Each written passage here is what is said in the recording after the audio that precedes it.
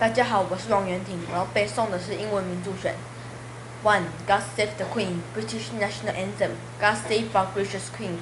Long live our noble Queen. God save the Queen. Send her victorious, happy and glorious. Don't reign over us. God save the Queen. O Lord our God arise, scatter our enemies and make them fall.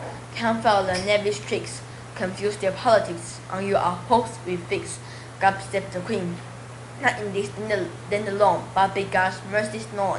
From shore to shore, Lord, make the nation see that men should brothers be, and form one family, the wide world o'er. From every latent foe, from the assassin's blow, God save the Queen, all her let army stand, for Britain's sake defend, our mother, prince and friend. God save the Queen, thy choicest gifts in store, on her be pleased to pour, long may she reign. May she defend our laws, and ever give us cause to sing with heart and voice. God save the Queen. 2. The Star-Spangled Banner, USA National Anthem by Francis Scott Key. Oh, say can you see but the dawn's early light, but so cloudy we hailed, and the twilight lies gleaming, whose broad stripes and bright stars through the perilous fight. All the ramparts we watched were so gallantly streaming, and the rocket's red glare, the bombs bursting in air, gave proof through the night that our flag was still there. Oh, say does that Star-Spangled Banner yet wave, o'er the land of the free and the home of the brave. On the shore dimly seen, through the midst of the deep, where the foe's hardy host in their silence reposes, what is that which the breeze or the towering steep, as if it fleet blows, now conceals, now discloses, now it catches the gleam of the morning's first beam, in full glory reflected, now shines on the stream. 'Tis the Star-Spangled Banner. O long may it wave, O land of the free and the home of the brave. And where is that band who so vauntingly swore that the havoc of war and the battle's confusion, a home and a country should leave us no more? Their blood has spread out, their foul footsteps pollution. No refuge could save the hiding and safe from the terror of flight or the gloom of the grave, and the Star-Spangled Banner in triumph does wave, or the land of the free and the home of the brave. Oh, thus be the ever when free men shall stand between their loved homes and the world's desolation. Blessed with victory and peace may the heaven rescue land. Praise the power they have made and preserve thus the nation. Then conquer we must, for our cause it is just. And this be our motto, in God is our trust. And the Star-Spangled Banner forever shall wave, o'er the land of the free and the home of the brave. 3. Apollo the musician, midst of Greece and Rome. It is said that on a certain occasion, Pan had the temerity to compare his music with that of Apollo, and to challenge the god of the lyre to a trial of skill. The challenge was accepted, and Timaeus, the mountain god, was chosen umpire. The senior took his seat and cleared away the trees from his ears to listen. At a given signal, Pan blew on his pipes, and with his drastic melody gave great satisfaction to himself and his faithful father and mothers who happened to be present. Then Timaeus turned his head toward the sun god, and all his trees turned with him. Apollo rose, his brow wreathed with Parnassian laurel, while his robe of Tyrian purple swept the ground. In his left hand he held the lyre, and with his right hand struck the strings. Timaeus at once awarded the victory to a lyric god, and all but Midas acquiesced in judgment. He dissented and questioned the justice of the award. Apollo promptly transformed his depraved pair of ears into those of an ass. King Midas tried to hide his misfortune under an ample turban, but his hairdresser found it too much for his discretion to keep such a secret. He dug a hole in the ground, and stooping down whispered the story and covered it up. But the thick bed of reeds springing up in the meadow began whispering the story, and has continued to do so from that day to this, every time a breeze passes over the place. 4. The sun god and sunflower, midst of Greece and Rome.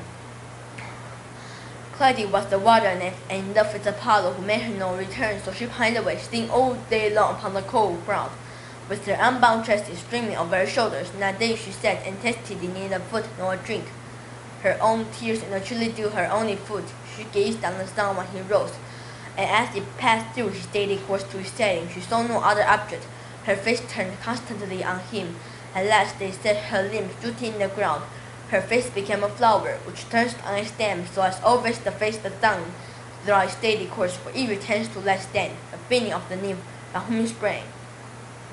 5. Unjustice by Plato, 427 to 347 BC. But in reality, justice was such as we were describing, being concerned, however, not with the outward man, but with the inward, which is the true self and concernment of man. For the just man does not permit the several elements within him to interfere with one another or any of them to do the work of others. He sets in order his own inner life, and is his own master and his own law, and at peace with himself. And when he has bound together the three principles within him, which may be compared to the higher, lower, and middle notes of the scale and the intermediate intervals, when he has bound all these together, and is no longer many, but has become one entirely temperate and perfectly adjusted nature, then he proceeds to act if he has to act, whether in a matter of property, or in the treatment of the body, or in some affair of politics or private business, all with thinking and calling that which preserves and cooperates with this harmonious condition, just and good action, and the knowledge which presides over it, wisdom, and that which at any time impairs this condition, he will call unjust action, any opinion which presides over it, ignorance. 6. On self-discipline by Aristotle, 384 to 322 BC, as the motives to friendship. 6. On self-discipline by Aristotle, 384 to 322 BC. Virtue then is of two kinds, intellectual and moral. Intellectual virtue springs from and grows from teaching, and therefore needs experience and time. Moral virtues come from habit. They are in us neither by nature nor despite of nature, but we are furnished by nature with the capacity for receiving them, and we develop them through habit. These virtues we acquire by first exercising them. As in the case of other arts, whatever we learn to do, we learn by actually doing it. May come to be builders, for instance, by building, and harp players by playing the harp. In the same way, by doing just acts, we come to be just. By doing self-controlled acts, we come to be self-controlled. And by doing brave acts, we become brave. How we act in our relations with other people makes us just or unjust. How we face dangerous situations, either accustoming ourselves to fear or confidence, makes us brave or cowardly. Occasions of loss and anger are similar. Some people become self-controlled and patient from their conduct in such situations, and others uncontrolled and passionate. In a word, then, activities produce similar dispositions. Therefore, we must give a certain character to our activities. In short, the habits we form from childhood make no small difference, but rather than make all the difference.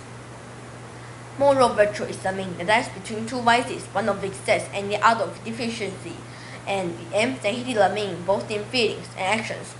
So it is hard to be good, for surely it is hard in each instance to find the mean. Just as it is difficult to find the center of a circle, it is easy to get angry or to spend money. Anyone can do that, but to act the right way toward the right person, in due proportion, at the right time, for the right reason, and in the right manner, this is not easy, and not everyone can do it. 7. On friendship by Aristotle, 384 to 322 BC. As the motives to friendship differ in kind, so do the respective feelings and friendships. The species then of friendship are three, in number equal to the objects of it. Since in the light of each there may be mutual affection mutually known. Now they who have friendship for one another desire one another's good according to the motive of their friendship accordingly. They whose motive is utility have no friendship for one another really, but only insofar as some good arises to them from one another. And they whose motive is pleasure are in like case, they have friendship for men of easy pleasantry, not because they are of a given character, but because they are pleasant to themselves. Such friendships are of course very liable to dissolution if the parties do not continue alike. That the others cease to have any friendship for them. When they are no longer appreciable or useful, then its perfect friendship would subsist between those who are good, and whose similarity consists in their goodness, for these men wish one another's good in similar ways, insofar as they are good, and good they are in themselves, and those are specially friends who wish good to their friends for their sakes, because they feel the two then on their own account, and not as a mere matter of result. So the friendship between these men continues to subsist so long as they are good, and goodness we know has in it a principle of permanence.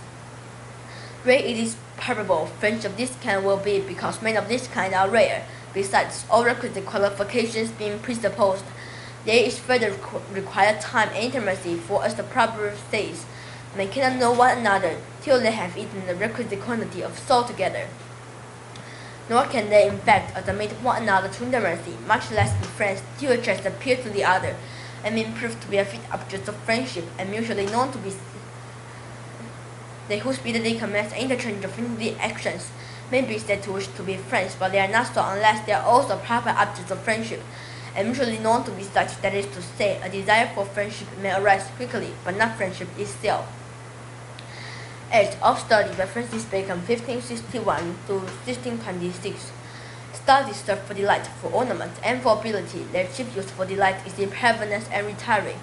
For ornament is in discourse, and for ability is in the judgment and dispositions of business. For expert man can execute and perhaps judge of particulars one by one, below general counsels, and the plots and marshalling of affairs come best from those not learned. Reading maketh a fool man, conference a ready man, and writing a exact man. And therefore, if a man write little, he had need have a great memory. If he confer little, he had need have a present wit. And if he read little, he had need have much cunning to think to know that he does not. History speak man wise, poets witty, the mathematics subtle, natural philosophy deep, moral grave, logic and rhetoric, able to contend, all being studia in morals. Nay, nails no stone nor impediment in the wit, but may be wrought out by free studies, like its diseases of the body may have appropriate exercises. Boating is good for the stomach and drains, shooting for the lungs and breast, and the walking for the stomach, dreading for the head, and the like. 9. Spring by William Shakespeare, 1564 to 1616. To be or not to be. 9. Spring by William Shakespeare, 1564 to 1616. When days is pie and violet blue and ladies marks all silver white, and cuckoo buds of yellow hue depend the meadows with delight. A cuckoo that on every tree marks merryman, for lessons he cuckoo, cuckoo cuckoo, a word of fear, unpleasing to a merry deer. When shepherds pipe on autumn straws, and merry larks are plumber's clocks, point to the street and rooks and dolls, and maidens bleach their summer smocks. The cuckoo that on every tree marks merryman, for lessons he cuckoo, cuckoo cuckoo, a word of fear, unpleasing to a merry deer. 10. Tomorrow and Tomorrow and Tomorrow by William Shakespeare, 1564 to 1616. Tomorrow and tomorrow and tomorrow, priestly needs pay pace from day to day, to last labor of recorded time, and all our yesterdays are blinded fools. The way to dusty death, out our brief candle, lights but the walking shadow, poor player. Last strut and fret his hour upon the stage, and then is heard no more. It is a tale told by Egypt, full of sound and fury, signifying nothing. 11. To be or not to be by William Shakespeare, 1564 to 1616. To be or not to be, that is the question. Whether it is noble in the mind to suffer the slings abyss of our just fortune, or to take arms against the seed of troubles, and by opposing in them to die to sleep, perchance to dream ideas the rub. For in that sleep of death, what dreams may come when we have shut forth this mortal coil? This must give us pause, there's the respect, the mass calamity of so long life. For who will bear the whips and scorns of time, the oppressor strong? The proud man's come to me, the past of despised love, the lost delay, the insolence of office, and the spurns the patient merit of the unworthy takes, when he himself by his father's make, as the bear barking, who fathers bear to ground and expect under weary life, but that the dread of something after death, the undiscovered country from whose born no traveler returns, puzzles the will, and makes us dread of those ills we have, then fly to others that we know not of. Thus conscience does make cowards of us all, and thus the native hue of resolution is thickly dulled with the pale cast of thought and the praises of brave pitch and moment, which disregard their currents tend aright, and lose the name of action. 12. Virtue by George Herbert, 1593 to 1633. Sweet days, so cool, so calm, so bright, the bridal of the earth and sky, the dew shall weep thy fall tonight, for thou must die. Sweet rose, whose hue angry and brave, bids the rash gazer wipe his eye. That rose is ever in its grave, and thou must die. Sweet spring, full of sweet days and roses, a box where spirits compare lie. My music shows they have your closes, and all must die. Only a sweet and virtuous soul, like seed and timber, never gives. But though the whole world turn to cold and drifty leaves. 13. On Goodwill by Immanuel Kant, 1724 to 1804. Nothing can possibly be conceived in the world, or even out of it, which can be called good without qualification, except goodwill, intelligence, wit, judgment, and the other talents of the mind, however they may be named, or courage, resolution, perseverance, as qualities of temperament are undoubtedly good and desirable in many respects, by these gifts of nature, to an impartial, rational spectator, thus a goodwill. To an impartial,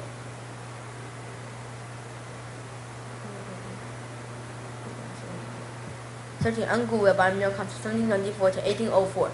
Nothing can possibly be conceived in the world, or even out of it, which can be called good, without qualifications, except real intelligence, wit, judgment, and the other talents of the mind, however they may be named, or courage, resolution, perseverance, as qualities of temperament, undoubtedly good and desirable in many respects.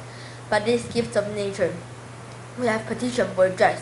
We have petitioned to impartial, rational, thus a goodwill appears to constitute.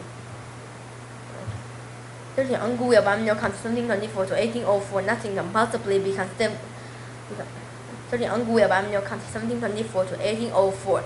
Nothing can possibly be conceived in the world, or even out of it, which can be called good without qualifications, except goodwill, intelligence, wit, judgment, and the other talents of the mind, however they may be named, or courage, resolution, perseverance, as qualities of temperament, undoubtedly good and desirable in many respects. But these gifts of nature, we have petitioned, may also become extremely bad and mischievous, if the will which is to make use of them, and which therefore constitutes what is called character, is not good. It is the same with the gifts of fortune, power, riches, honor, even health, and a general well-being contentment with one's condition, which is called happiness, in spite of pride and often presumption, if there is not a good will to create influence of this on the mind, and with this also to rectify the whole principle of acting and adapted to its end. The state of a being who is not adorned with a single feature of a pure and good will, enjoying unbroken prosperity, can never displeasure. To an impartial, rational spectator, thus a good will appears to constitute the indispensable condition even of being worthy of happiness. A good will is good, not because for its performance or effects, not by its aptness for the attainment of some proposed end, but simply by virtue of the volition that it is good in itself, and considered by itself, is to be still much higher than all that can be brought about by it in favor of any inclination, nay, even of the sum total of all inclinations. Voting a red rose by Robert Burns, 1759 to 1796. Oh, my love, like a red rose that's newly sprung in June. Oh, my love, like a melody that's bitterly played in tune. As fair outlaw my bond lasts, so deep in love am I. And I will love thee still, my dear, till the seas can dry. Till the seas can dry, my dear, and the rocks melt with the sun.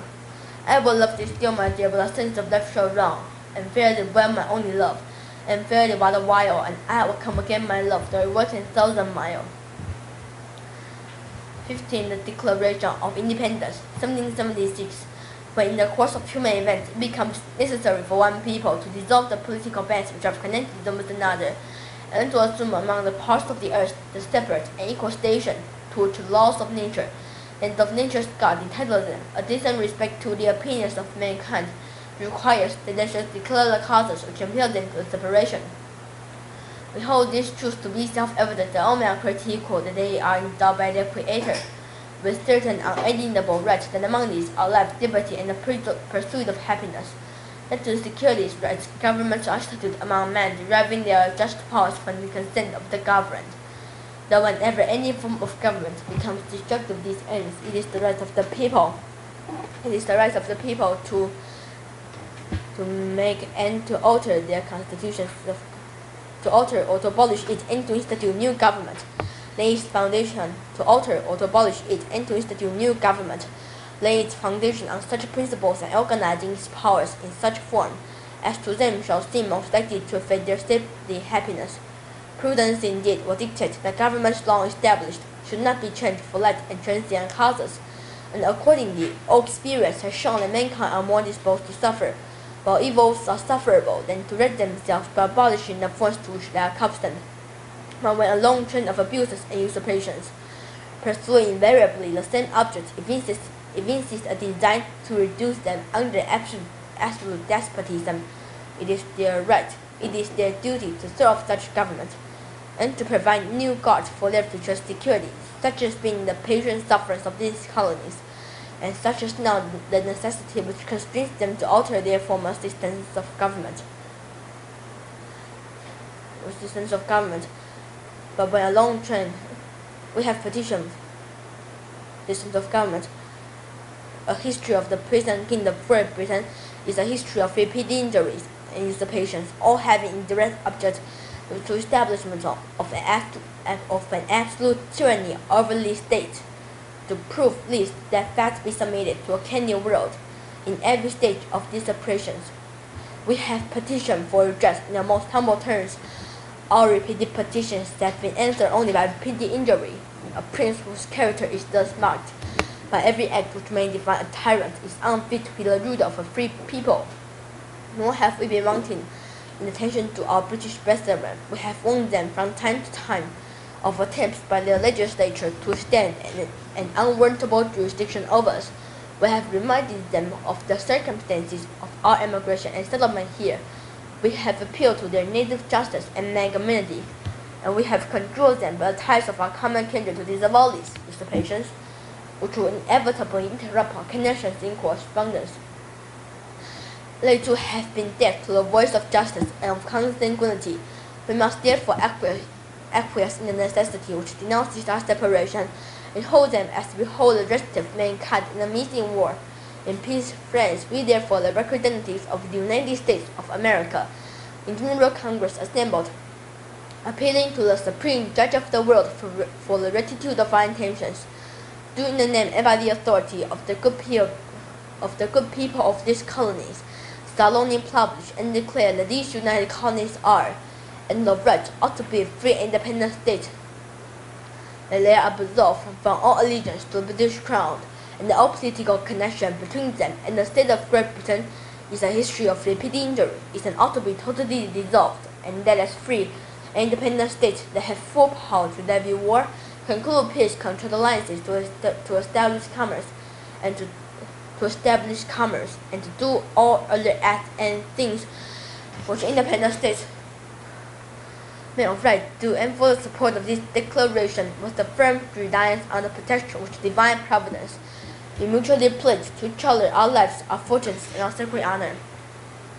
16. She Walks in Beauty by George Gordon Byron, 1788 to 1824. She walks in beauty like the night, of cloudless climes and starry skies, and all aspects of dark and bright, meeting her aspect and her eyes, less mellow to the tender light which heaven the gaudy day denies. One shade more, one little less, her half impaired the nameless grace, which waves in every reverent trace, or soft delightance o'er her face, rest up serenely, spread express, how pure, how dear the dwelling place, and on the cheek and all the brow, so soft, so calmly eloquent, the smiles that wing, the things that glow, by tale of days in goodness spent, a mind at peace with all below, a heart whose stuff is innocent. 17. Farewell Address by George Washington, 1789 to 1797. Friends and fellow citizens, the period for a new election of a citizen to administer the executive government of the United States being not far distant, and the time actually arrived when your thoughts must be employed in designating the person who is to be closed with that important trust. It appears to me proper, especially as it may conduce to a more distinct expression of the public voice, that I should now apprise you of the resolution I have formed, to decline being considered among the number of those out of whom a choice is to be made. The basis of our political systems is the right of the people to make and to alter their constitutions of government, but the constitution which at any time exists, till changed by explicit and authentic act of the whole people, is sacredly obligatory upon all. The very idea of the power and the right of the people to establish government presupposes the duty of every individual to obey the established government. Of all the dispositions and habits which lead to political prosperity, religion, and morality are indispensable supports. In vain would that men claim the spirit of patriotism, which should labor to subvert these great pillars of human happiness. This premise purpose of the duties of men and citizens, the mere politician, equally with the pious man, ought to respect and to cherish them, avoiding connoisseurs or their connections with private and public felicity. Let it simply be asked, where is the security for property, for reputation, for life? If the sense of religious obligation, desire the oaths which are the instruments of investigation in courts of justice, and let us with caution indulge the supposition that morality can be maintained without religion, whatever may be conceded to the influence of refined education on minds of peculiar structure. Reason expects that national morality can prevail in exclusion of religious principle. It is that potentially true that virtual morality is the necessary spring of popular government. The rule indeed extends is more or less force to every species of free government. Who that is a sincere friend can look with indifference upon attempts to shake the foundation of the fabric, promote them as an object of primary importance, institutions for the general diffusion of knowledge in proportion as the structure of a government gives force to public opinion. It is essential that public opinion should be enlightened, observe good faith and justice toward all nations, cultivate peace and harmony with all. Religion and morality are indispensable in joint this conduct, and can it be that good policy does not equally enjoy it? It will be worthy of a free, enlightened, and at no distant period a great nation to give to mankind the magnanimous, and do not more resemble of a people always guided by exalted justice and benevolence. The great rule of conduct for us in regard to foreign nations is, in extending our commercial relations to have with them as still political connection as possible, so far as we have already formed engagements, let them be fulfilled with perfect good faith. Here let us stop. Europe has a set of primary interests, which to us have none or very remote relation, while by interweaving our destiny with that of any part of Europe, entangle our peace and prosperity in the toils of European ambition, rivalship, interests, humor, or caprice. Though in reviewing the incidents of my administration, I am unconscious of intentional error, I am nevertheless too sensible of my defects not to think it probable that I may have committed many errors, whatever they may be. I fervently beseech the Almighty to avert or mitigate the evils to which they may tend. I shall also carry with me the hope that my country will never cease to view them with indulgence, and that, after 45 years of my life, dedicated to service with an unbridled zeal, the faults of incompetent abilities will be consigned to oblivion, as myself must soon be to the mansions of rest, relying on its kindness in these as in other things, and actuated by the fervent love toward it which is so natural to a man who views in it the native soil of himself and his progenitors for several generations. I anticipate with pleasing expectation that retreat in which I promised myself to realize without alloy the sweet enjoyment of partaking in the midst of my fellow citizens the benign influence of good laws under free government, the ever-favoring object of my heart, and the happy reward, as I trust, of our mutual cares, labors, and dangers. 18. Ode to the West Wind by Percy B. Shelley, 1792 to 1822. If I were dead, live long my despair. If I were swift, how to fly with thee, a wave to pant beneath thy power and share the impulse of thy streams, only less free than thou, O uncontrollable. If even I were as in my boyhood, and could be the comrade of thy wanderings over heaven. As then went to outstrip the sky's speed, scarcely in the vision I would ne'er have striven. As thus with thee in prayer, in my sore need, oh, leave me as a waif or leave a cloud. I fall upon the thorns of life, I bleed, a heavy weight of hours, as strength and bold, want to let thee tameless and swift and proud. Make me lie liar, even as the forest is. What if my lips are falling like its own? The tumult of thy mighty harmonies will take from both a deep autumnal tone. Sweet thou in sadness, be thou spirit fierce, my spirit, be thou me impetuous one. Drive my death thoughts over the universe, that willow leaves to quicken new births, and by the incantation of this verse, scatter as from my undistinguished hearts, actions and sparks my words among mankind. Bestir my lips to unawakened urge the trump of a prophecy, or when, if winter comes, can spring be far behind. 19. Ode to a Nightingale by John Keats, 1795 to 1821. My heart aches, a drowsy numbness pains my sense as though of hemlock I had drunk, or emptied some dull opiate to the drains. 1 minute passed, and its worth has sunk. 'Tis not the envy of the happy lot, but being too happy in thine happiness, that lull, like wind, dry of a trees in some melodious plot of beeching green and shadows numberless.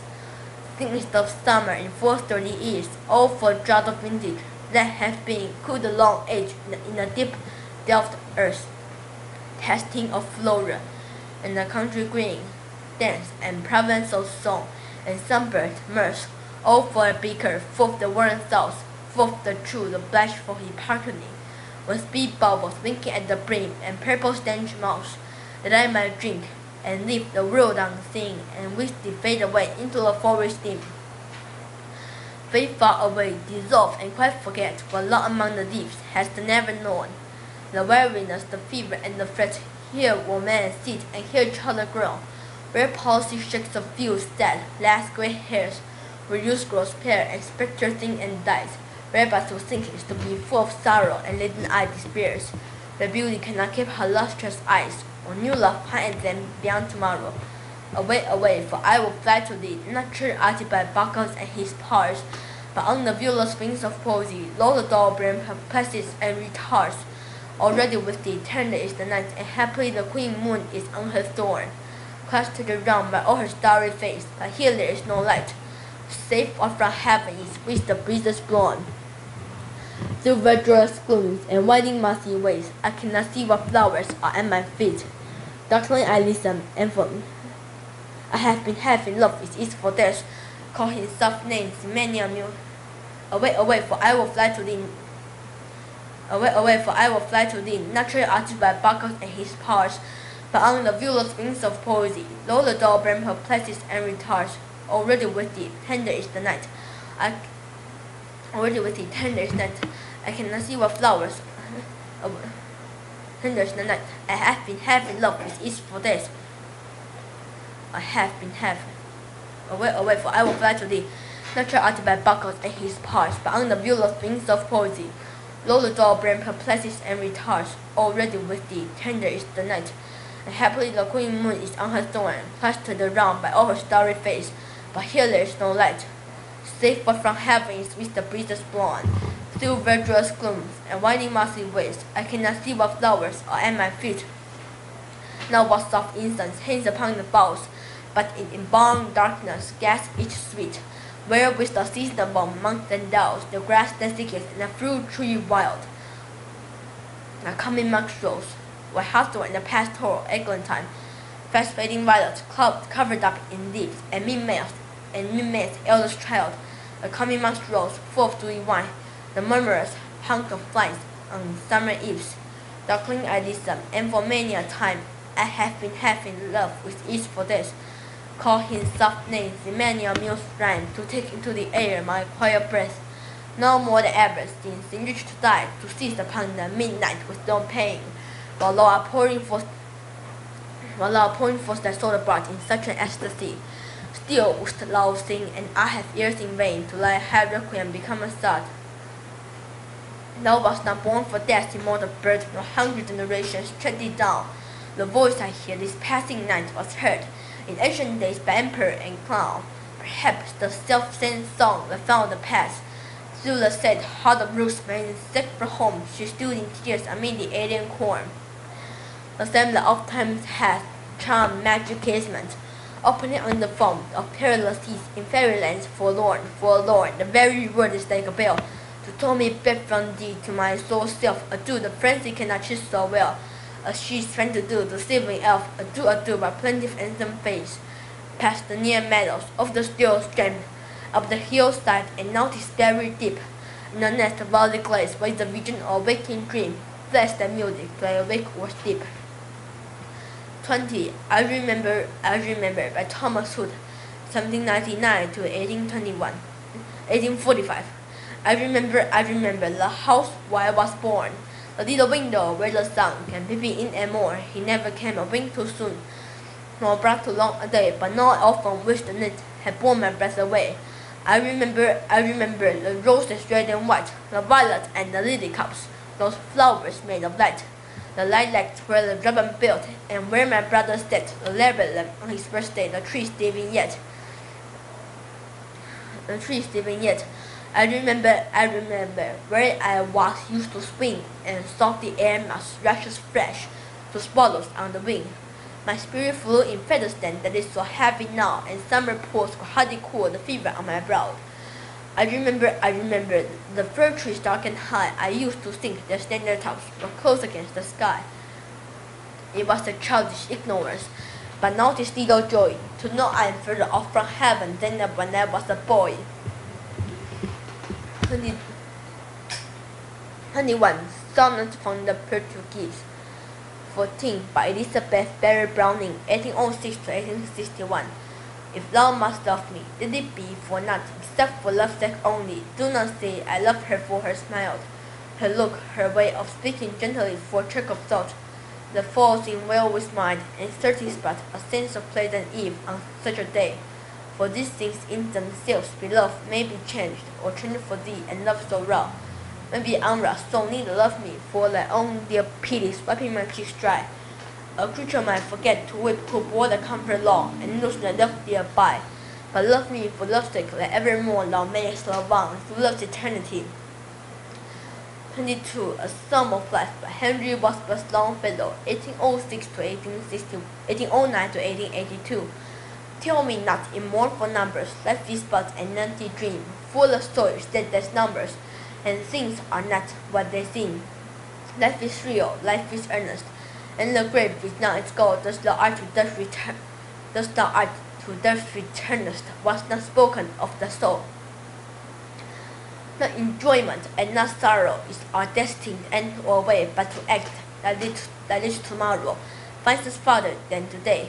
Art is long and time is fleeting, and our hearts though stout and brave, still like muffled drums are beating funeral marches to the grave. In the world's rough field of battle, in the bivouac of life, we not let dumb, driven cattle be a hero in the strife. Trust no future, however present, let the dead past bury its dead. Act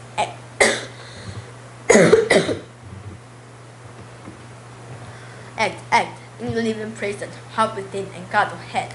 Less of men all remind us we can make our lives sublime, and departing leave behind us footprints on the sands of time, footprints that perhaps another, sailing all that saw the main, a forlorn and a shipwrecked brother, seeing shall take heart again. Let us then be upon doing with the heart for any fate, still achieving, still pursuing, learn to labor and to wait. 23. Address at Gettysburg by Abraham Lincoln, 1809 to 1865. 47 years ago, our fathers brought forth on this continent a new nation, conceived in liberty and dedicated to the proposition that all men are created equal. Now we are engaged in the great civil war, testing whether that nation or any nation so conceived and so dedicated can long endure. We are met on the great battlefield of that war. We have come to dedicate a portion of that field as the final resting place for those who here gave their lives that the nation might live. It is altogether fitting and proper that we should do this. But in a larger sense, we cannot dedicate, we cannot consecrate, we cannot hallow this ground. The brave men, living and dead, who struggle here have consecrated far above our poor power to act or to detract. The world will no long remember what we say here, but it can never forget what I did here. It is for us the living, rather to be dedicated here to the unfinished work, which they who fought here have thus far so nobly advanced. It is rather for us to be here dedicated. A portion of that field, to be dedicated to a great task remaining before us. That from this honored dead we take increased devotion to the cause for which they gave the last full measure of devotion. That we here highly resolve that this day shall not have died in vain, that this nation under God shall have a new birth of freedom, and that government of the people, by the people, for the people shall not perish from the earth. 24. Tale of Two Cities by Charles Dickens, 1830 to 1886, 1812 to 1870. 24. A Tale of Two Cities by Charles Dickens, 1812 to 1870. It was the best of times, it was the worst of times. It was the age of wisdom. It was the age of foolishness. It was the epoch of belief. It was the epoch of incredulity. It was the season of light. It was the season of darkness. It was the spring of hope. It was the winter of despair. We had everything before us. We had nothing before us. We were all going direct to heaven. We were all going direct the other way. In short, the period was so far that the present period, and some of its noisiest authorities insisted on its being received for good or for evil in a superlative degree of comparison only. 25. I Died for Beauty by Emily Dickinson, 1830 to 1886. I died for beauty, but was scarce, as Justin in the tomb, when one who died for truth was then in an adjoining room. He questioned softly why I felt for beauty, I replied, and I for truth, the two are one, we brethren are, he said. And so as kinsmen made the night, we talked between the rooms, until the moth has reached our lips, and covered up our names. 26. I Look into My Glass by Thomas Hardy, 1840 to 1928. I look into my glass and view my wasting skin, and say, if God it came to pass, my heart has shrunk as sand. For then I, understressed by heart grown cold to me, could only with my inner rest, with equanimity, but time to make me grieve. But still, that's part of bite, and shake this fragile frame deep, with strawberries of noontide. 27. Stray Birds by Robert John Gore, 1861 to 1941. Stray birds of summer come to my window to sing and fly away, and yellow leaves of autumn, which have no songs, flutter and fall there with a sign. If you shed tears when you miss the sun, you also miss the stars. What language is thine, O sea, the language of eternal question? What language is the answer, O sky, the language of eternal silence? Listen, my heart, to the whispers of the world, with which is not love to you, then throw their shadows before them who carry their lantern on their back. That I exist is a perpetual surprise which is life. His own mornings are new surprise to God. The bird wishes it were a cloud. The cloud wishes it were a bird. Do not blame your food because you have no appetite. The fish in the water is silent. The animal on the earth is noisy. The bird in the air is singing. But man has in him the silence of the sea, the noise of the earth, and the music of the air. God finds himself by creating. Life was given to us, we earn it. By giving it, we come nearest to the great. When we are great in humanity, timely grass, your steps are small. But you possess the earth. Under your tread, the infant flower opens its budding cries. Dear world, please do not fade. God grows weary of great kingdom, but never of the sky. Whenever there are flowers, we read the world wrong and say that it deceives us. You are the big drop of dew under the lotus deep. I am the smaller one on its upper side, said the dewdrop plague. Be still, my heart, these great trees of prayers do not linger to gather flowers, or keep them, but walk on, for flowers will keep themselves, blooming all your way. 28. Appeal to America by Mohandas Gandhi, 1869 to 1948. In my opinion, the Indian struggle for freedom bears in its consequences not only upon India and England, but upon the whole world. It contains 1/5 of the human race. It represents one of the most ancient civilizations. It has traditions handed down from tens of thousands of years, some of which, to the astonishment of the world, remain intact. No doubt the ravages of times have affected the purity of that civilization, as they have that of many other cultures and many institutions. If India is to revive the glory of her ancient past, she can only do so when she attains her freedom. The reason for the struggle having drawn the attention of the world, I know, does not lie in the fact that we Indians are fighting for our liberty, but in the fact the means adopted by us for attaining that liberty are unique, and as far as history shows us, have not been adopted by any other people of whom we have any record. The means adopted are not violence, not bloodshed, not diplomacy as one understands in nowadays, but they are purely and simply truth and non-violence. No wonder that the attention of the world is directed toward this attempt to lead a successful bloodless revolution. Hitherto, nations have fought in the manner of the brute. They have wreaked vengeance upon those whom they have considered to be their enemies. They have vowed destruction, and have not hesitated to take the name of God and seek divine assistance for the destruction of the enemy. We in India have endeavored to reverse the process.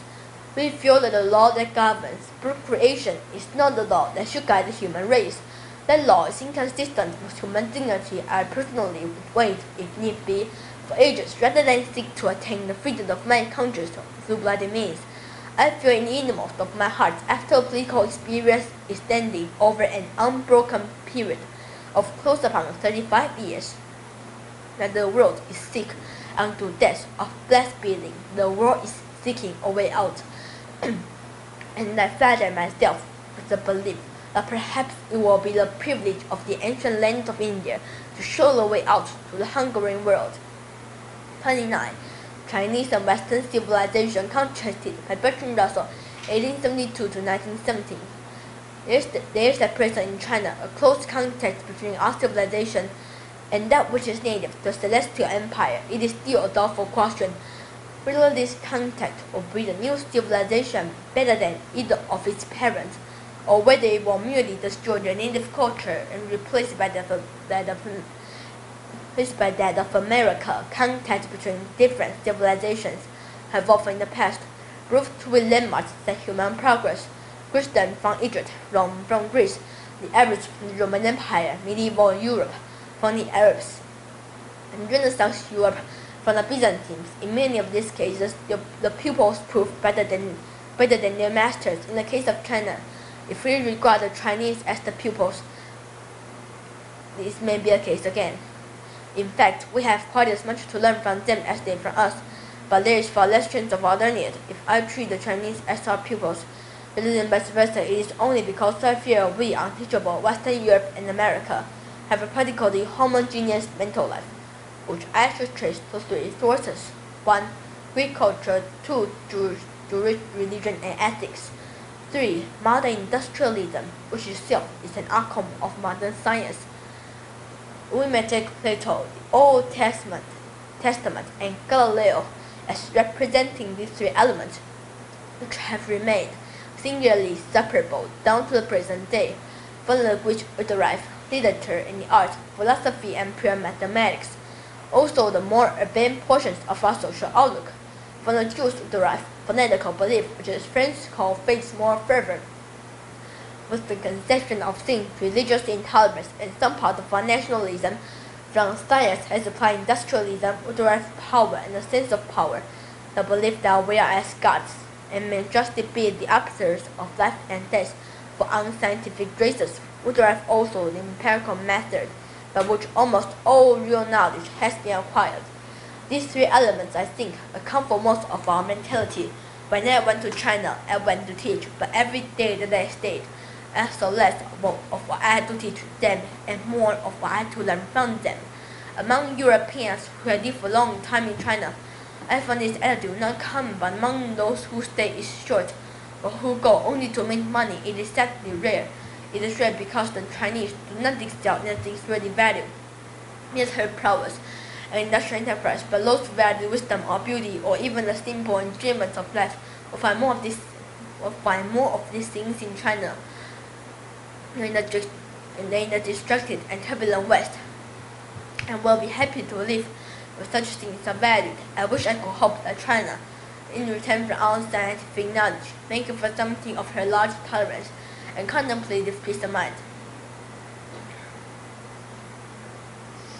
13. The Ideal Democracy by Carl L. Baker, 1873 to 1945. All human institutions, we are taught, have their ideal form stated in heaven, and we do not need to be taught that the actual institutions conform but indifferently to these ideal counterparts. It will be possible then to define democracy either in terms of the ideal or in terms of the real form, to define it as government of the people, by the people, for the people, or to define it as government of the people by the politicians, for whatever pressure groups can get their interests can carry off. But as a historian, I am naturally disposed to be satisfied with the meaning which, in the history of politics, men have commonly attributed to the word, a meaning, needless to say, which derives partly from the experience and partly from the aspirations of mankind. So regarded, the term democracy refers primarily to a form of government, and it has always meant government by the many as opposed to government by the one. Government by the people as opposed to government by a tyrant, a dictator, or an absolute monarch. This is the most general meaning of the word as men have commonly understood it. 31. The Road Not Taken by Robert Frost, 1874 to 1963. Two roads diverged in a yellow wood, and sorry I could not travel both. And be one traveller, long I stood, and looked down one as far as I could to where it bent in the undergrowth. Then took the other as justice fair, and having perhaps the better claim, because it was grassy and mounty where. Though as for that, the passing there had wandered really about the same, and both the morning equally they, in leaf stones they had trodden black. Oh, I kept the first for another day. Yet knowing how well this on to wait, I thought if I should ever come back, I shall be telling this with a sign. Some were ages and ages hence. Two roads diverged in the wood, and I took the one less traveled by, and that has made all the difference. 32. Fire and Ice by Robert Frost, 1874 to 1963. Some say the world went in fire, some say in ice. From what I've tasted of desire, I hope it's those who favor fire. But if we had to perish twice, I think I know enough of hate to say that for destruction ice is also great and will suffice. 33. Report on the Miracle of Dunkirk by Winston Churchill, 1874 to 1965. I have myself full confidence that if all do their duty, if nothing is neglected, and if the best arrangements are made as they are being made, we shall prove ourselves once again able to defend our island home, to ride down the storm of war and to outlive the menace of tyranny if necessary for years, if necessary alone. I knew it. That is what we are going to try to do. That is the resolve of His Majesty's government, every made of them. That is the will of Parliament and the nation, the British Empire and the French Republic. Joined together in their cause and in their need, we defend to this their native soil, aiding each other like good comrades to the utmost of their strength. Even though large tracts of Europe and many old and famous states have fallen or may fall into the grip of the Gestapo, all the odious apparatus of Nazi rule, we shall not flag or fail, we shall go on to the end. We shall fight in France, we shall fight on the seas and oceans. We shall fight with growing confidence and growing strength in the air. We shall defend our island, whether the cost may be. We shall fight on the beaches, we shall fight on the landing grounds. We shall fight in the fields and in the streets, we shall fight in the hills. We shall never surrender. And even if I do not for a moment believe this island or a large part of it was subjugated and starving, then our empire beyond the seas, unguarded by the British fleet, will carry on the struggle until in God's good time the new world, with all its power and might, steps forth to rescue and the liberation of the old. 34. I resolved to become a jungle doctor by Albert Schweitzer, 1875 to 1965. On October 13, 1905, a Friday, I dropped into a dinner box in the Avenue de la Grande in Paris, letters to my parents and to some of my most intimate acquaintances, telling them that at the beginning of the winter term, I should enter myself as the medical student, in order to go later on to Equatorial Africa as the doctor. The plan which I meant not to put into execution had been in my mind for a long time. Having been conceived so long ago as my student days, it struck me as incomprehensible that I should be allowed to live such a happy life while I saw so many people around me wrestling with care and suffering. Even at school, I have felt stirred whenever I got a glimpse of the miserable home surroundings of some of my schoolfellows and compared them with the absolutely ideal conditions in which we children of the past age at Greensburg live, while at the university and enjoying the happiness of being able to study and even to produce some results in science and art in order to devote myself from that time forward to the rest of humanity. In 24 I resolved to become on October 13, 1905, a Friday, I dropped into a letter box in Avenue de la Grande in Paris, letters to my parents and to some of my most intimate acquaintances, telling them that at the beginning of the winter term I should enter myself as a medical student, in order to devote myself from that time, in order to go later on to Equatorial Africa as a doctor. The plan which I meant now to put into execution had been in my mind for a long time, having been conceived so long ago as my student days. It struck me as incomprehensible that I should be allowed to live such a happy life, when I saw so many people around me wrestling with cares and suffering.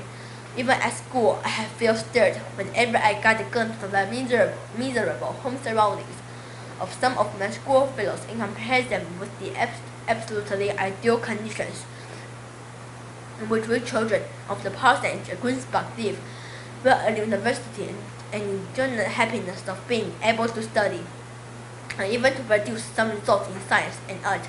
I could not help thinking continually of others who deny the happiness by their material circumstances or their health. Then one brilliant summer morning, I settled with myself before I got up that I would consider myself justified in living till I was 30 for science and art, in order to devote myself from that time forward to the service of humanity. Many times a day, many a time already, I tried to start the one meaning that hidden for me in the name of Jesus. Whosoever who saveth his life shall lose it, and whosoever shall lose his life for my sake and the gospel shall save it. Now the answer was found in addition to the album and not heading with happiness. 35. Fog by Carl Sandburg, 1878 to 1967. The fog comes on your cafe, it is looking over harbor and city on silent hunters and then moves on.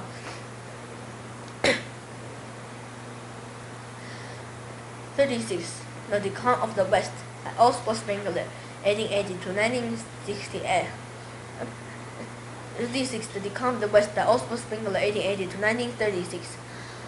I see, in place of the empty figments of one linear history which can only be kept up by shutting one's eyes to the overwhelming multitude of the facts, the drama of a number of mighty cultures, each springing its primitive strength from the soil of the mother region, to which it remains firmly bound throughout its whole life cycle, each stamping its material, its mankind, in its own image, each having its own idea, its own passions, its own life, will and being its own death. Here indeed are colors, lives, movements that no intellectual eye has yet discovered. Here are cultures, peoples, languages, truths, gods, landscapes, bloom and age as the occidental stone pines of blossoms, twists and leaves. But there is no age of mankind.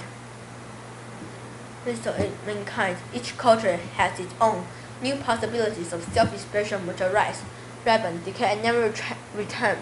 There is no one sculpture, one painting, one mathematics, one physics, but many, each in its deepest essence, different from the others, each limited in duration and self-contained, just as each species of plant has its peculiar blossom or fruit, its special type of growth and decline. These cultures, sublimated life essences, grow with the same superb endlessness as the flowers of the field. They belong to the plants and animals, the living nature of Goethe, and not to the nature of Newton. I see world history as a picture of endless formations and transformations, of the marvelous waxing and waning of organic forms. A professional historian, on the contrary, sees as a sort of tapeworm, industriously adding unto itself one epoch after another. This is the inward and outward fulfillment, the finality that awaits every living culture. Is the purport of all these three declines. Among them, that comes the classical, which we know so well and fully, and another decline entirely comparable to in course and duration, which will occupy the first centuries of the coming millennium, but is heard already and sensible in and around us today. The decline of the West. Every culture passes through the age phases of the individual man. Each has its childhood, youth, manhood, and old age. 37. General MacArthur's Prayer for His Son by Douglas MacArthur, 1880 to 1964. Build me a son, O Lord, who will be strong enough to know when he is weak, and brave enough to face himself when he is afraid, one who will be proud and unbending in honest defeat, and humble and gentle in victory. Build me a son whose wishes will not take the praise of these. A son who will know thee and that to know himself is the foundation stone of knowledge. Lead him, I pray, not in the paths of ease and comfort, but under the stress and spirit of difficulty and challenge. Here let him learn to stand up in a storm. Here let him learn compassion for those who fail. Build me a son whose wishes will not take the praise of these. A son who will know thee and that to know himself is the foundation stone of knowledge. Lead him, I pray, not in the paths of ease and comfort, but under the stress and spirit of difficulties and challenge. Here let him learn to stand up in the storm. Here let him learn compassion for those who fail. Build me a son whose wishes will not take the place of these. A son who will know thee, and that to know himself is the foundation stone of knowledge. Here let him learn to stand up in the storm. Lead him, I pray, not in the path of ease and comfort, but under the stress and spell of difficulties and challenge. Here let him learn to stand up in the storm. Here let him learn compassion for those who fail. Build me a son whose heart will be clear, whose goal will be high. A son who will master himself before he seeks to master other men. One who will reach into the future and never forget the past. And after all these things are his, I pray, enough of a sense of humor, so that he may always remember the simplicity of true greatness, so that he may always be serious and never take himself too seriously. Give him humility so that he may always remember the simplicity of true greatness, the open mind of true wisdom, and the meanness of true strength. Then I, his father, will dare to whisper, I have not lived in vain. 38 3 Days to Sleep by Helen Keller, 1880 to 1968. How was it possible, I asked myself, to walk for an hour through the woods and see nothing worthy of note? I who cannot see but hundreds of things to interest me and thrill me a touch. I feel the delicate symmetry of a leaf. I pass my hands lovingly about the smooth skin of a silver birch or the rough, shaky bark of a pine. In the spring, I touch the branches of trees, hopefully in search of a bud. The first sign of awakening nature after her winter sleep, I feel the delightful, velvety texture of a flower and discover its remarkable convolutions. And something of the miracle of nature is revealed to me. Occasionally, if I'm very fortunate, I place my hands gently on a small tree and feel the happy quiver of a bird, and for some, I'm delighted to have the cool waters of a brook. Grasped through my blunt fingers, to me a large carpet of pine needles or spongy grass, and small welcome in the most assured Persian rock. To me, the page end of seasons is a thrilling and unending drama, the action of which strains in my fingertips. At times, my heart cries out with longing to feel these things. If I can get so much pleasure from mere touch, how much more beauty must be revealed by sight? Yet those who have eyes apparently see little. The panorama of color and action which fills the world is taken for granted. It is human perhaps to appreciate little that which we have and to long for that which we have not, but it is a great pity that in the world of light, the gift of sight is used only as a mere convenience rather than as a means of adding fullness to life. 39 4 Freedoms to Franklin D. Roosevelt, 1882 to 1945. In the future days which we seek to make secure, we look forward to a world founded upon four essential human freedoms. The first is freedom.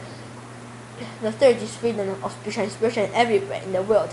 The second is freedom of every person to worship God his own way everywhere in the world. The third is freedom from want, which translated into world terms means a worldwide reduction of armament, means economic understandings which will secure to every nation a healthy peacetime life for its inhabitants everywhere in the world. The fourth is freedom from fear, which translated into world terms means a worldwide reduction of armaments to such a point and in such a thorough fashion that no nation will be in a position to commit and act physical aggression against any neighbor anywhere in the world. There is no vision for distant millennium. It is a definite basis for kind of world attainable in our own time and generation. That kind of world is the very antithesis of the so-called new order of tyranny, which the dictators seek to create with the crash of a bomb. The new order will oppose the great against deception. The moral order, august society is able to face schemes of world domination, foreign revolutions alike without fear. Since the beginning of our American history, we have been engaged in change, the perpetual peaceful revolution, a revolution which goes on steadily, quietly adjusting itself to changing conditions. Without the concentration camp or the quickening ditch, the world order which we seek is the cooperation of free countries, working together in a friendly, civilized society. This nation has placed its destiny in the hands and heads and hearts of its millions of free men and women. It's facing freedom under the guidance of God. Freedom is the supremacy of human rights everywhere. Our support goes to those who struggle to gain those rights or keep them.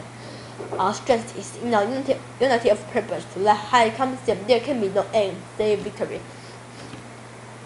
40 Children by the Carnegie Brown, 1882 to 1931. And the woman who held the babe against her bosom said, "Speak to us of children." And he said, "Your children, honor your children. They are the sons and daughters of less longing for itself. They come through you, but not from you. I know they are with you yet. They belong not to you.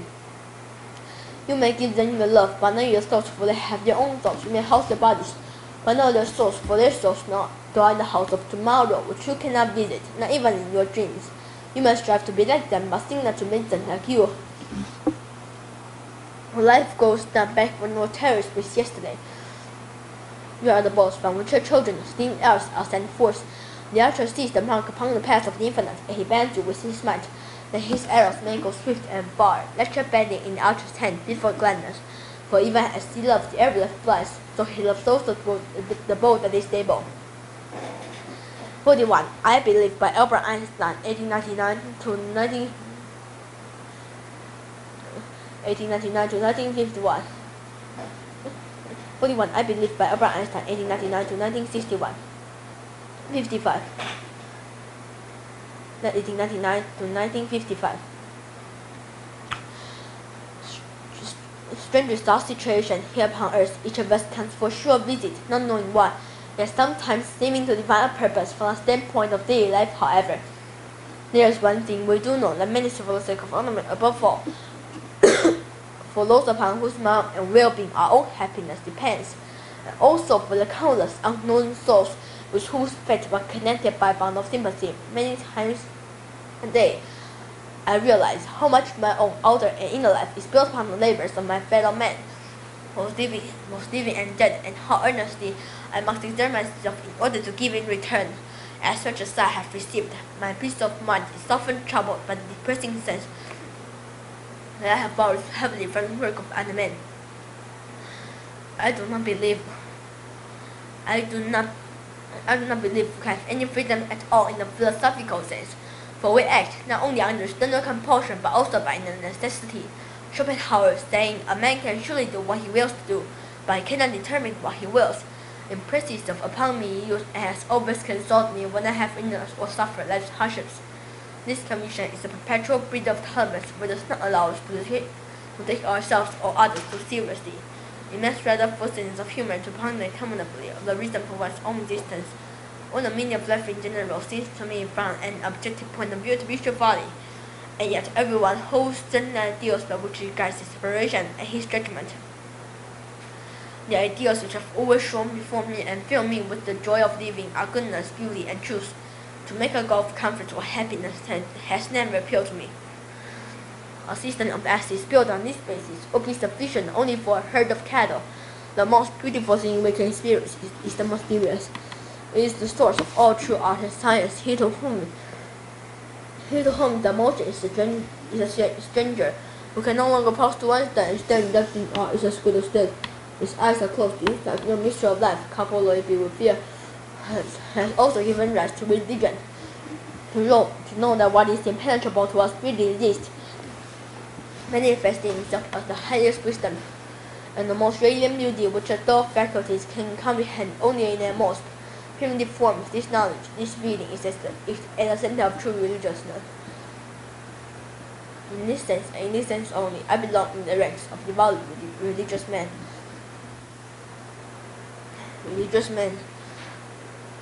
42. The Old Man in the Sea by Ernest Hemingway, 1899 to 1961. "Good luck, old man, good luck," the old man said. He fitted the rope lashes of the oars onto the stove pans, and leaning forward against the thrust of a blaze in the water, he began to row out of the harbor in the dark. There were other boats from the other beaches going out to sea, and the old man heard the dip and push of the oars, even though he could not see them. Now the moon was below the hills. Sometimes someone speak in the boat, but most of the boats were silent, except for the dip of the oars. They spread apart after they were out of the mouth of the harbor, and one headed for a part of the ocean where he hoped to find fish. The old man knew he was going far out, and he left the smell of the land behind, and rowed out into the calm, early morning smell of the ocean. In the dark, the old man could feel the morning coming, and as he rowed, he heard a trembling sound, A flying fish out of the water, and hissing their stiff wings as they soared away in the darkness. He was very fond of flying fish, as they were his principal friends on the ocean. He was sorry for the birds, especially the small, delicate dark terns that were always flying and looking, and almost never finding any thoughts. The birds had hardly left their window except for the rabbits and the heavy, strong ones. Why did they make birds so delicate and fine as those sea swallows? When the ocean can be so cruel, she is kind and very beautiful, but she can be so cruel. It comes so suddenly, and such birds that fly, dipping and howling with the small, sad voices, are meant too delicately for the sea. 43. Gone with the Wind by Margaret Mitchell, 1900 to 1949. The sun was now below the horizon. The red color at the rim of the world faded into pink. The sky above turned slowly from azure to the delicate blue-green of a robin's egg, and the unearthly stillness of rural twilight came stealthily down the bow herd. Shadowy deepness crept over the countryside. The red furrows and the gash red roads lost their magical black color and became plain brown earth. Across the road in the pasture, the horses, mules, and cows stood quietly with hands over the speedy rail fence, waiting to be driven to the stables and supper. They did not like the dark shade of the thicket hedging in the pasture creek, and they touched their ears scarlet as if appreciative of human companionship. And the strange had-blood, the tall pines of the river swamp, the only green in the sunshine or black against the pastel sky, an impenetrable row of black giants hiding in slow yellow water at their feet. On the hill across the river, the tall white chimneys of the whale's home faded gradually into the darkness of the sickles surrounding them, and only full of pinpoints of succulents. Surely the house was here. The warm, damp, balmy of the spring encompassed her speedily, with the moist smells of new plodders and all the fresh green things pushing up to the air. Some say spring and new fresh greenery were no miracle to Scarlet. Their beauty she stepped as casually as the air she breathed and the water she drank, for she had never consciously seen beauty in anything but one's faces, voices, self-dresses, and intangible things. They lost the rain had flight over terrace, well-kept acres. What a measure of pride! In her disturbed mind, she loved this land so much. Without even knowing she loved it as she loved her mother's face under the lamp at prayer time. 44. The Art of Scientific Investigation by William B. Beveridge, 1908. Albert Einstein distinguishes three types of research workers: those who take up science because he offers them an opportunity to exercise their particular talent, and who exult in it as an athlete in exercising his prowess in such a form as to them shall seem most likely to affect their safety and happiness. Prudence indeed or dictate that government long established should not be changed for light and transient causes, and accordingly all experience has shown that mankind are more disposed to. 44. The Art of Scientific Investigation by William B. Beveridge, 1908. Albert Einstein distinguishes three types of research workers: those who take up science because it offers them opportunity to exercise their particular talent, and who exalt in it as an athlete in just exercising his prowess. Those who regard it democracy refers primarily to those who regard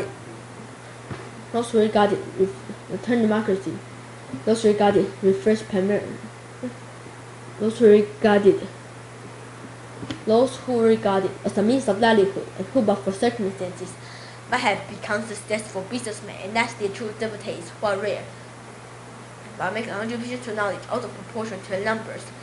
Some psychologists consider that man's best work is usually done under adversity, and that mental stress and even physical pain may act as a mental stimulant. Many prominent men have suffered from psychological troubles and various difficulties, but for which perhaps they would never have put forward the effort required to excel. A scientist seldom gets a large monetary reward for his labors, so he should be freely granted any just fame arising from his work. But the greatest reward is the thrill of discovery, as many scientists attest. It is one of the greatest joys life has to offer. It gives a tremendous emotional uplift, a great sense of well-being and satisfaction. Not only factual discoveries, but a sudden realization of a generalization can give a same feeling of exhilaration as Prince Kropotkin wrote. He who has once in his life experienced this joy of scientific creation will never forget it. 45th inaugural address by John F. Kennedy, 1917 to 1963. In your hands, my fellow citizens, more than in mine, will rest the final success or failure of our course. Since this country was founded, each generation of Americans has been summoned to give testimony to its national loyalty. The grace of young Americans who enter the call to service around the globe. Now the trumpet summons us again. Let us cultivate arms, the arms we need. Let us call in battle, though in battle we are. But the call to bear the burden of a long twilight struggle, year in and year out, rejoicing in hope, patient in tribulation. A struggle against the common enemies of man, tyranny, poverty, disease, and very self. Can we forge against these enemies a grand and global alliance, north and south, east and west, that can ensure a more fruitful life for all mankind? Will you join in the historic effort? The long history of the world, only a few generations have been granted. The role of defending freedom is all of maximum danger. I do not shrink from this responsibility. I welcome it. I do not believe that any of us will change places with any other people or any other generation. The energy, the faith, the devotion which we bring to this endeavor will light our country and all who serve it. In the global life, I contribute to the world, and so my fellow Americans, as not what your country can do for you, as what you can do for your country, my fellow citizens of the world. As not what America will do for you, but what together we can do for the freedom of man. Finally, whether you are citizens of America or citizens of the world, ask of us the same high standards of strength and sacrifice which we ask of you. With the good conscience, our only sure reward, with history, the final judge of our deeds. Let us go forth to lead the land with love, asking His blessing and His help. Our Lord that here on earth, God's promise truly we are on. 46. A Theory of Justice by John Rawls, 1921 to 2002.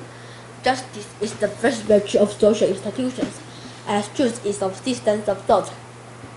Theory, however elegant and economical, must be rejected or revised if it is untrue. Likewise, laws and institutions, no matter how efficient and well-arranged, must be reformed or abolished if they are unjust. Each person possesses an inviolability founded on justice that even the welfare of society as a whole cannot override. For this reason, justice denies the loss of freedom for some, is made right by a greater good shared by others. It does not allow that the sacrifices imposed on a few are outweighed by the larger sum of advantages enjoyed by many. Therefore, in a just society, the liberties of equal citizenship are taken as settled. The rights secured by justice are not subject to political bargaining, or to the calculus of social injustice. The only thing that permits us to acquiesce in an erroneous theory is the lack of a better one. Analogously, injustice is tolerable only when it is necessary to avoid an even greater injustice. Being best virtues of human activities, truth and justice uncompromising, these propositions seem to express our intuitive conviction of a primacy of justice. No doubt that is expressed too strongly in any event. I wish to inquire whether these contentions or others similar to them are sound, and if so, how they can be accounted for. To this end, it is necessary to work out a theory of justice, in the light of which these assertions can be interpreted and assessed. 47. I Have a Dream by Martin Luther King, 1929 to 1968. I say to you today, my friends, so even though we face the difficulties of today and tomorrow, I still have a dream. It is a dream deeply rooted in the American dream. I have a dream that one day this nation will rise up and live out the true meaning of its creed. We hold these truths to be self-evident that all men are created equal. I have a dream that one day on the red hills of Georgia, the sons of former slaves and the sons of former slave owners will be able to sit down together at the table of brotherhood. I have a dream that one day even the state of Mississippi, a desert state, sputtering with the heat of injustice, sputtering with the heat of oppression, will be transformed into an oasis of freedom and justice. I have a dream that my 4 little children will one day live in a nation where they will not be judged by the color of their skin but by the content of their character. I have a dream today. I have a dream that one day, down in Alabama, which is vicious racist, with its governor having his lips dripping with the words of interposition nullification. One day, right there in Alabama, your black boys and black girls will be able to join hands with your white boys and white girls as sisters and brothers. I have a dream today. I have a dream. I have a dream that one day every valley shall be exalted, every hill and mountain shall be made low, and rough places shall be made plain, and crooked places shall be made straight, and the glory of the Lord shall be revealed, and all flesh shall see together.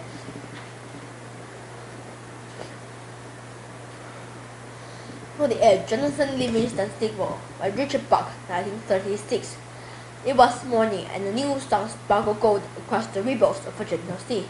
A mile from shore, invincible charmed the water, and a word for breakfast flock flashed through the air, till a crowd of 1,000 seagulls came to dodge and fight for bits of food. It was not busy at the beginning, but well along up by itself beyond both and shore. Jonathan Livingston Seagull was practicing 100 feet in the sky. He lowered his webbed feet, lifted his beak, and strained to hold the painful, hard, twisting curve to his wings. The curved man let him fly slowly, and now he stung until a wind was a whisper in his face, until the ocean stood still beneath him. He narrowed his eyes in fierce concentration, held his breath for one single more inch of curve, then his feathers shuffled. He started real. Seagulls, as you know, never falter and never stall. To stall in the air is for them disgrace, and it is astounding. But Jonathan Livingston Seagull, unashamed, stretching his wings together in a trembling hard curve, slowing, and stalling once more, was no ordinary bird. Most gulls don't bother to learn more than the simple fact of flight, how to get from shore to food and back again. For most gulls, it is not flying that matters, but eating. For this gull, though, it was not eating that mattered, but flight more than anything else. Jonathan Livingston Seagull loved to fly. This kind of thing he found is another way to make oneself popular with other birds. Even his parents were dismayed. As Jonathan spent whole days alone, making hundreds of low-level glides, experimenting. 49 lyrics. 1. Morning has broken. Like the first morning, blackbird has spoken. Like the first bird, praise for the singing, praise for the morning, praise for them springing, fresh from the world, sweet the rain's new fall, sunlight from heaven. Like the first dewfall on the first grass, praise for the spinners of the great garden, sprung in completeness, great sweet past. Mine is the sunlight, mine is the morning, born of the one light. It does not play. Praise with leisure, praise every morning, God's recreation of the new day. 2. Otherwise, every morning you greet me, small and white, clean and bright. You look happy to meet me. Blossom of snow, may you bloom and grow forever. Otherwise, there's no home then forever. 3. Sunrise, sunset. Is this the little girl I carry? Is this the little boy I play? I don't remember growing older. When did she get to be a beauty? When did he grow to be so tall? Was it yesterday when they were small? Sunrise, sunset, sweet violet years, one season following another. Sweet flow days, seedlings turn overnight to sunflowers, blossoming even as big age. Sunrise, sunset, sweet violet years, one season following another, laden with happiness and tears. What words of wisdom can I give them? How can I help to ease their way? Now they must learn from one another. Day by day, they look so natural together, just like the newlyweds should be. That all kind of peace and stuff for me. 4. Silverfish among the gold. Darling, I'm growing old. Silverfish among the gold, shining upon my brow today. Life was fading fast away, but my darling, you will be always young and fair to me.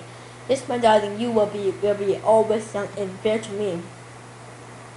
Yes, my darling, you will be always young and fair to me. When your hair is silver white, and your cheeks no longer bright with the roses of the May, I will kiss your lips and say, oh my darling, mine alone, you have never older grown. Yes, my darling, mine alone, you have never older grown. 5. To serve with love. Those schoolgirl days of telling tales and biting nails are gone, but in my mind, I know they will still live on and on. But how do you think someone who has taken you from crayons to perfume? It isn't easy, but I'll try. If you want to the sky, I reach across the sky in that soar 1,000 feet high. to serve with love. The time has come for closing books, and long last books must end. And as I live, I know that I am leaving my best friend, a friend who taught me right from wrong and weak from strong. That's a lot to learn. But what can I give you in return? If you wanted the moon, I will try on and make a start. But I would rather you let me give my heart to serve with love. 背诵完毕，谢谢大家。